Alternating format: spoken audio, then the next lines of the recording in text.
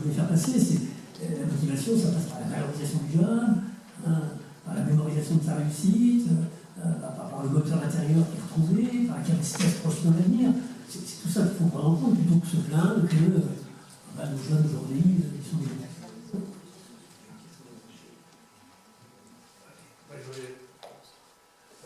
Je suis dans une association EG où on fait pas mal de liens entre l'éducation et l'industrie.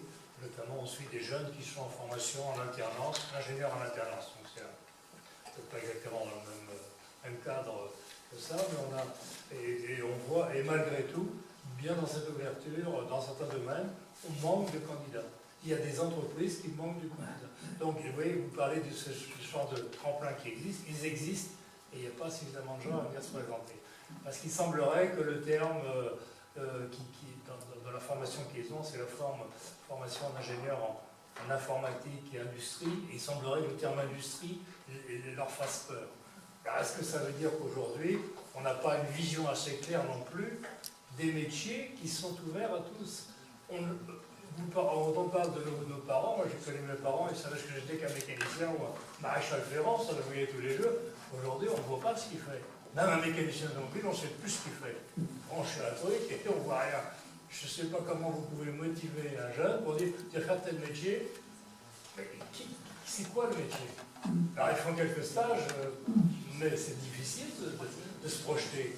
Et quand vous parlez également de motiver les jeunes, parce que leur donner un futur qui soit optimiste, mais nous-mêmes, les parents, moi je suis un grand-père maintenant, mais je ne sais pas de quoi l'avenir sera fait. On est dans cette pleine mutation, on n'a aucune confiance dans rien, on ne sait pas. On voit des guerres partout, on voit des inquiétudes partout. Alors, et vous nous dites, bon, malgré tout, il faut rester optimiste, alors on dit, vous y aller les gars, la fleur au fusil. On a vu ce que ça donnait, la fleur au fusil. Certains choquent en 14. Ils en sont pas revenus.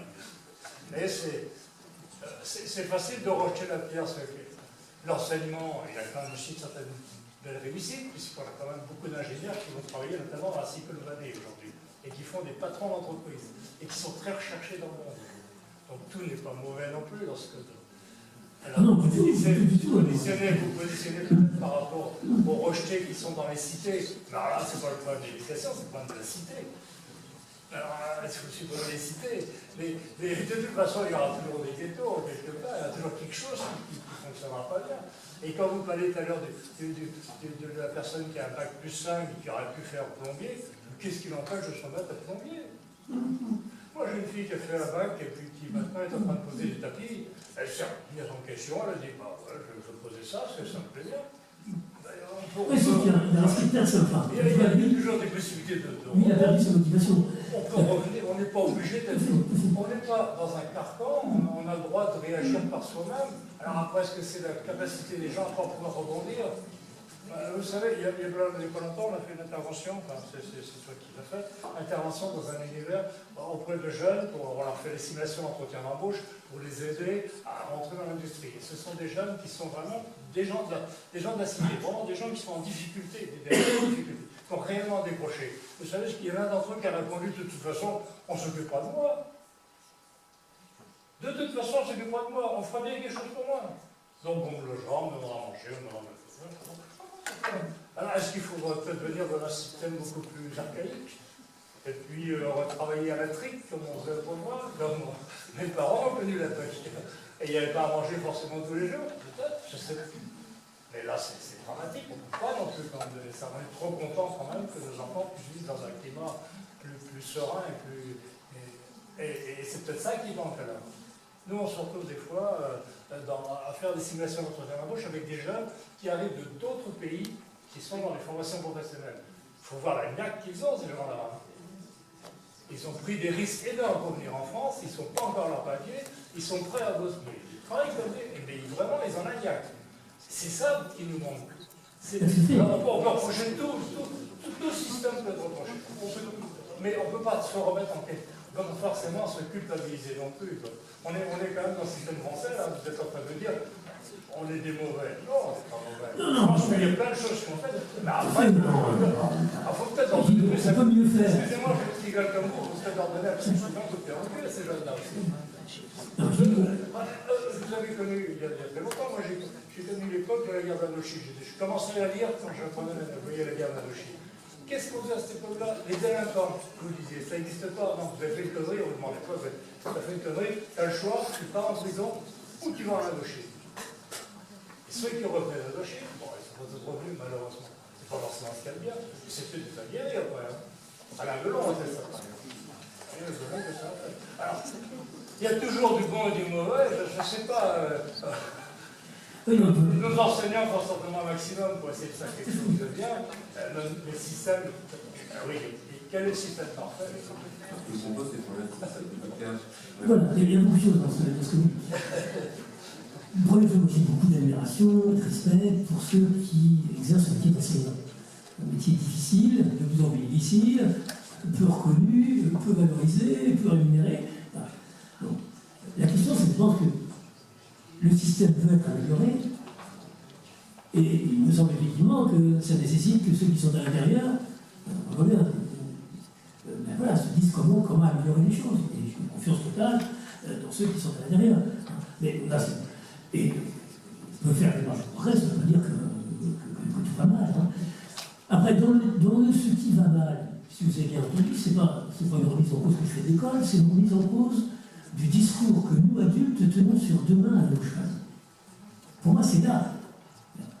Et que, comme vous dites, j'aime ces propos de Gare Morin, il s'écrivait en 1975, un bouquin qui s'appelait Pour sortir du XXIe siècle. Et il écrivait déjà, il faut nous dédroguer du besoin de certitude. C'est-à-dire qu'effectivement, nous entrons dans un monde incertain. Et il disait comment voir dans cette incertitude, non pas une source d'angoisse, mais une source de dynamisme, des choses qui vont être possibles, qu'on ne voit pas bien, c'est incertain. Mais des tas de choses, comment va devenir le monde, c'est pas, on ne sait pas. Des économistes disent on connaît 50% des métiers qui existeront en 2050. Bon. Et par rapport à cette présentation de cette incertitude liée à ce contexte de mutation, on peut faire une présentation angoissée, ou on peut faire une présentation dynamique.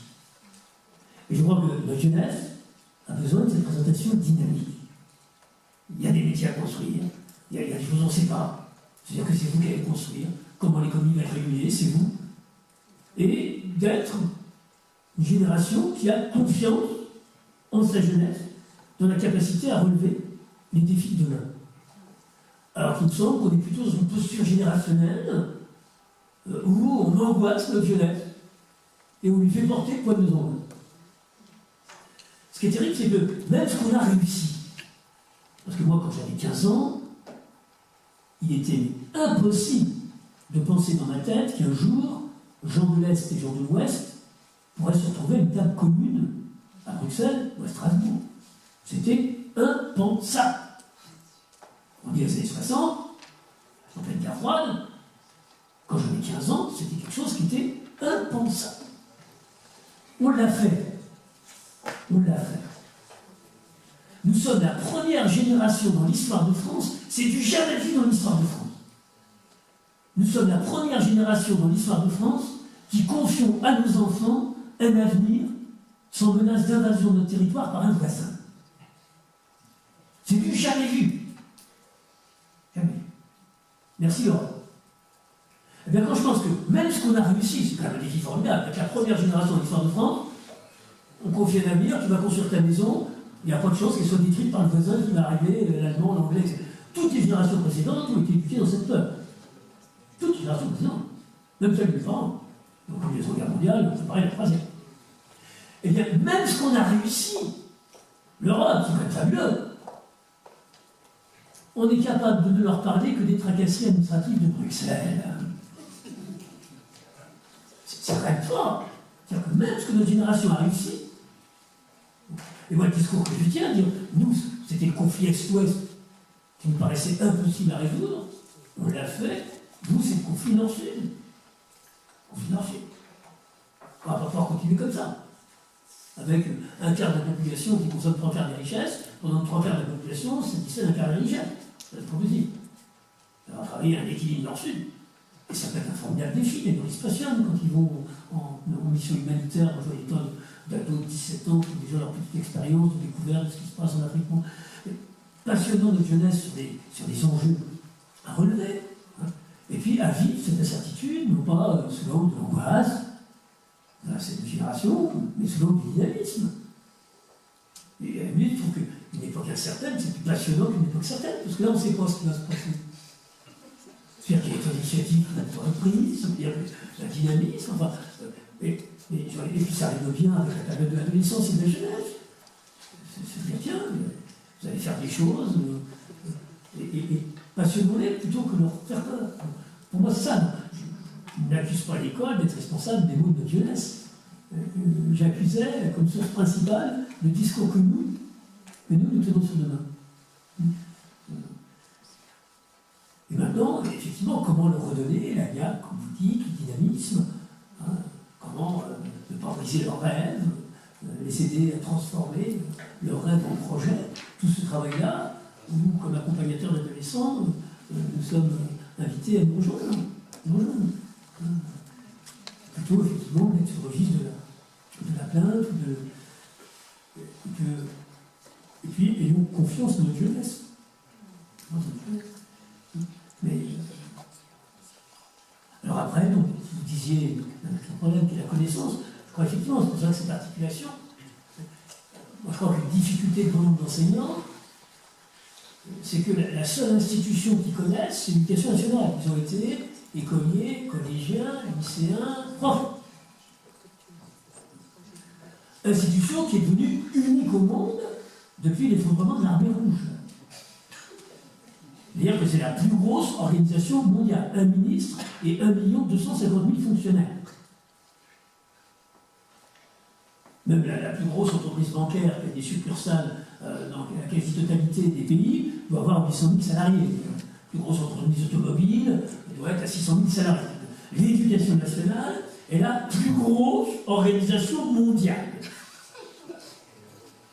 Sur le modèle hiérarchique, un ministre, un recteur. C'est sûr que la seule connaissance de ce système-là est parfois un handicap pour parler aux jeunes des autres modes de fonctionnement. Et que l'entreprise, moi ce que je trouve des fois difficile, c'est que je connais bon nombre d'enseignants, et l'image qu'ils ont de l'entreprise est celle que leurs profs leur ont transmise. Et celle que leurs profs leur ont transmise. Et j'aime dire qu'il me paraîtrait beaucoup plus urgent d'organiser de manière obligatoire des stages en entreprise des enseignants de 3e que des stages d'entreprise des élèves de 3e. Tous les enseignants de 3e, et c'est obligation de voir ce qu'est le monde d'entreprise. Parce que pour le bâtiment, j'ai beaucoup travaillé avec la fédération. D'ailleurs, beaucoup de métiers du bâtiment sont maintenant des métiers de haute technologie. Et j'entends encore quelques enseignants dire aux jeunes, travaille, tu vas te retrouver comme ton père sur le chantier. Attendez, l'enseignant d'aujourd'hui, capable de dire aux gamins maghrébins, travaille, parce que sinon tu vas te retrouver comme ton père sur le chantier. C'est-à-dire que l'image du chantier, qui serait le métier du bâtiment, n'a plus rien à voir avec le métier qu'exerçait son père. Il faut voir les grues, les engins qui sont. C'est comment, effectivement, essayer de. Et c'est pour ça que je trouve très intéressant ces journées, traduire la tête. C'est comment, effectivement, rapprocher ces deux mondes et de pouvoir parler du monde de l'entreprise de manière, effectivement, attrayante. Simplement, je veux dire que les professeurs seraient demandeurs, mais les institutions ne sont pas forcément ouvertes parce qu'ils n'ont pas forcément les moyens, le temps. Ils ont simplement un temps imparti qui est très court, on n'a pas le temps de faire des prestations dans ce temps-là parce qu'on en prend quand même, ils sont très demandeurs, ils redemandent, ils pensent pas. Vraiment, il y a une demande des professeurs pour ça, pour connaître ce qui se passe. Et nous, on en fait certaines très ponctuelles. Et comment faire pour élargir c'est dans les instances que ça doit se passer. Les chantiers ouvrés. Les chantiers ouvrés. Voilà des perspectives à tracer, sans doute des chantiers. Dernière question, Une sous-dernière. La réponse sera brève. Oui, la réponse sera brève. Madame Culergier, je suis présidente d'une association sur les troubles 10, dysorthographie, dyslexie, dyspraxie. Pour étayer ce que vous disiez tout à l'heure au niveau des professeurs, on a quand même un gros problème en France, c'est que ces jeunes qui ont une intelligence complètement normale, quand ils sont en 4e ou en 3e, sont complètement les professeurs démunis pour aider ces jeunes. Et maintenant, il existe des formations grâce à l'INSERM avec des associations telles que la nôtre, il y en a d'autres, pour pouvoir mettre les profs en situation de ces troubles 10, avec ces jeunes qu'on retrouve dans les lycées professionnels, parce qu'ils ne vont pas plus loin, ils ne font pas des bacs, on leur dit que ça va être compliqué. Et si vous adaptez leur scolarité, ce sont des jeunes dans d'autres pays qui vont aller vers des métiers où ils vont, comme on va dire, faire des métiers qui vont vraiment s'éclater complètement, alors qu'en France, on a quand même un gros souci à ce niveau. Je ferme maintenant, je vous retire la pièce, parce que je suis par ailleurs chef d'établissement, et je peux vous dire que les choses évoluent. Oui, depuis quelques années, voilà. Parce qu'on fait bouger les choses. Et les professeurs, et c'est là où je dis qu'ils ne sont pas aussi... ils disent, quand on fait ces formations auprès de vous de mise en situation de 10, on s'aperçoit que si on savait ce qu'on leur a fait subir, ces jeunes, pendant des années, on n'est pas formé, on n'a pas de formation. Et ce sont des jeunes qui ont des capacités intellectuelles. Les formations commencent à s'organiser, et on accompagne les enseignants dans l'établissement à l'accueil de ces jeunes qui présentent des particularités. Oui, et qu'on peut adapter après. Si vous le permettez, je suis désolé, je vais devoir interrompre la qualité de cet échange. Alors, je souhaiterais accorder la parole à Jean-Pierre Moreau, qui va tenter de faire une synthèse. Un commentaire. Très bien. Écoutez, avant de prendre le micro, je me suis tout de suite dit est-ce que j'avais confiance en moi? Et donc, je me suis dit que bon, vous seriez indulgent, parce que bon, si on a bien entendu ce qu'a dit M. Petitclerc, bon, vous ferez la distinction sans aucun doute entre la personne et ce que je pourrais vous raconter, bon, ce qui me permettra de disposer de votre indulgence. Alors, si je reprends très rapidement, je tenais à vous remercier, Jean-Marie Petitclerc, pour votre intervention, parce qu'il avait souhaité que chaque intervenant n'ait pas un discours consensuel et ne soit pas, je veux dire, dans la lignée de l'éducation nationale, mais que vous puissiez poser des éléments factuels et puis qui puissent nous interroger sur l'ensemble, le monde de l'éducation, mais également le monde économique. Et là, vous avez vraiment posé un certain nombre d'éléments qui devraient nous permettre, je veux dire, les uns et les autres, en repartant, en s'interrogeant, parce que dès l'instant où on est en système réflexif, je pense qu'on est sur la voie de la progression et de l'amélioration. Vous avez attiré notre attention sur l'articulation entre l'éducation d'entreprise et aussi l'institution, puisqu'on a fait souvent référence aux éducations nationales. Vous avez fait référence également à la notion de temporalité. Je veux dire, le temps du jeune n'est pas seulement le temps de l'institution, et vous avez dit qu'à un certain moment le jeune était démotivé, l'institution était motivée pour le jeune, et quand le jeune était motivé, l'institution était démotivée. Mais il faut absolument qu'on ait en mémoire, je veux dire, ces différences de calendrier qui à aucun moment doivent créer la distorsion. Vous avez aussi fait référence à l'équation du comportement des jeunes face aux attendus de l'entreprise et combien il était important, tous, dans nos rôles, que ce soit parents, éducateurs, membres d'une association, enseignants, combien il était important d'aider le jeune à se positionner au regard d'un contexte particulier dans lequel il va intervenir. Je pense que cette approche-là, en faisant bien la différence, comme vous l'avez fait, entre la différence entre la personne et les faits, l'acte, de façon à ce que jamais, à un moment donné, il se trouve en situation, d'incompréhension ou de difficulté. Vous avez attiré notre attention également sur le problème de la frustration, excusez-moi. Dans cette notion-là, ce qu'il faut voir, c'est que dans le monde enseignant, à un moment donné, ça va être l'enseignant va commencer relativement jeune, ça va être pratiquement le grand frère ou la grande sœur qui va devoir frustrer le leçon. Et puis après, ce sera le parent. Et puis ensuite, il finira par être l'âge du grand-père ou de la grand-mère. Donc, il faut aussi intégrer, nous, dans notre fonction d'enseignant, ces différentes étapes qui nécessitent de nous positionner vis-à-vis du jeune, mais tout en prenant bien en compte sa réaction. Alors, vous avez fait référence aussi, je veux dire, en fonction du sexe, mais en fonction aussi de l'âge de la personne, de l'interlocuteur. Je pense que le problème de l'âge, pour moi, n'est pas une chose neutre.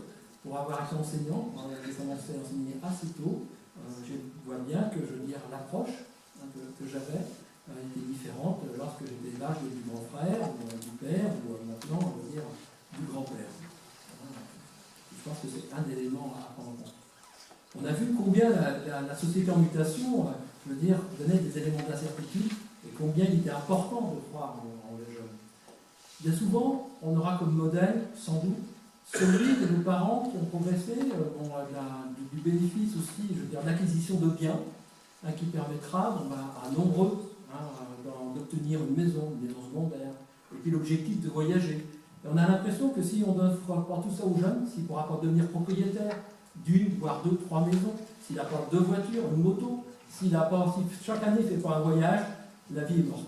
Et je crois en ça que vous nous donnez, je veux dire, une belle illustration que l'éducation, au sens large, avec tout ce qu'on peut apporter, devrait permettre aux jeunes, on peut très bien s'accomplir en faisant, je veux dire, des choses plus modestes, mais en étant complètement, je veux dire, une personne à part entière dans la vie de la société.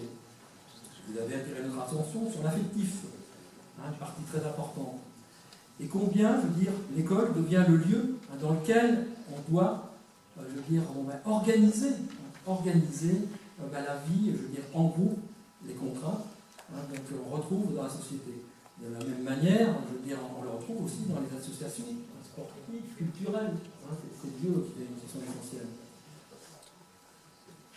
Je voudrais très rapidement venir aux éléments d'intelligence, la référence à l'intelligence. Le fait que des jeunes originaires de la ville, de la partie, je veux dire, qui seraient des jeunes qu'on définirait comme, je veux dire, en milieu favorisé, par rapport aux ceux de la cité.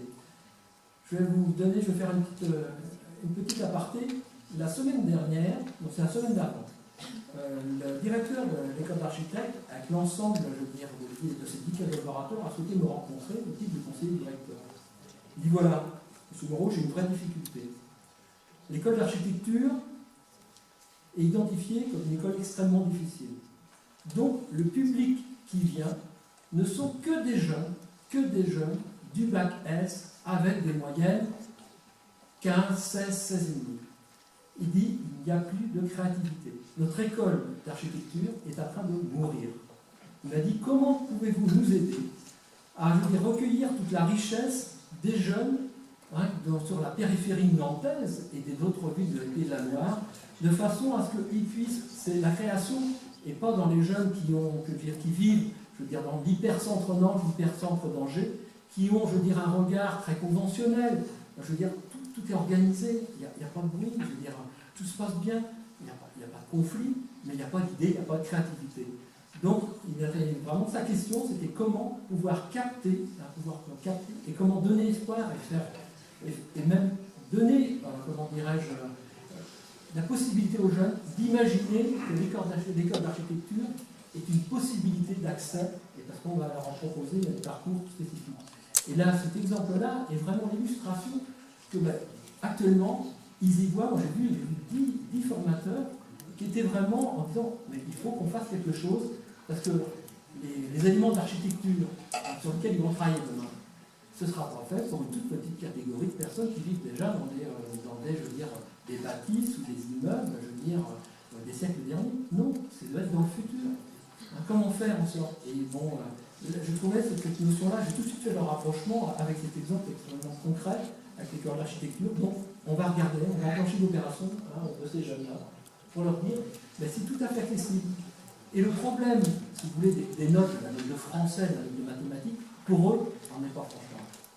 Ils considèrent qu'à travers ce qu'ils vont pouvoir exprimer dans la créativité, ce qui va leur manquer, du point de vue du contenu, de dire théorique des savoirs, sera très largement récupéré dès l'instant où ils en verront le sens. Et là, une belle illustration encore de tout le travail qu'on a à faire autour du sens de l'exact. Pourquoi faire ceci? À quoi ça va me servir? Et est-ce que c'est accessible? Est-ce que là, ce qu'on me demande de faire est à ma portée? Si c'est trop loin, comme vous l'avez dit, de toute façon, nous-mêmes, on n'ira pas. Je veux dire, donc on ne peut pas demander plus aux jeunes qu'on le ferait nous-mêmes. Et donc cette question de sens est essentielle. Et à un moment donné, sans doute que les exemples extrêmement concrets que peuvent apporter les collègues enseignants, mais aussi l'apport qui peut être fait à l'occasion de visites d'entreprises, que ce soit le jeune ou les adultes, ou les périodes de formation professionnelle, devrait permettre de toucher du doigt des éléments extrêmement concrets, des éléments extrêmement réels, palpables, de façon à ce que le sens devienne extrêmement présent. Et puis, vous nous avez donné quelques pistes qui devraient nous permettre, les uns les autres, qu'on soit, je veux dire, enseignants, formateurs de CFA, chefs d'entreprise, parents, grands-parents, tuteurs ou acteurs dans des actions associatives, de travailler, je veux dire, avec les jeunes, avoir confiance en eux, et puis bien faire, bien travailler autour de la mémorisation de la réussite. Et c'est vrai que moi, je suis, au-delà, je veux dire, de ma mission, dans cette fonction-là, je suis également un sportif de très haut niveau, je suis professeur olympique, et qui suis un sportif au niveau national encore. Et bien c'est vrai que la notion de mémorisation d'une réussite permet, je veux dire, de transcender à un moment donné une performance. Et ça, tout jeune, quel que soit le niveau, devrait être capable, je veux dire, de pouvoir, on devrait être capable de les faire, de toucher ces éléments extrêmement importants. Le rêve également. Je trouvais que cette partie que vous avez exprimée sur la notion de rêve, qui aujourd'hui ne rêve pas de faire une carrière, ça peut paraître invraisemblable aujourd'hui, sans doute, en construisant, je veux dire, en posant, je veux dire, pierre par pierre, eh bien, l'édifice va se construire. Et puis le jeune, quand il est sorti de notre système scolaire, au sens de la formation initiale, a-t-il fini sa vie? Pas du tout. Il est contraire. On lui a juste donné le début, au début d'un grand parcours professionnel, et je veux dire, et aussi d'un être qui va pouvoir s'insérer dans la société, et à partir de là, aidons-le à bâtir, à construire des fondations solides, et puis croyons, je veux dire, en ces jeunes qui sont, je veux dire, la société future, en laquelle on a de l'espoir. Merci.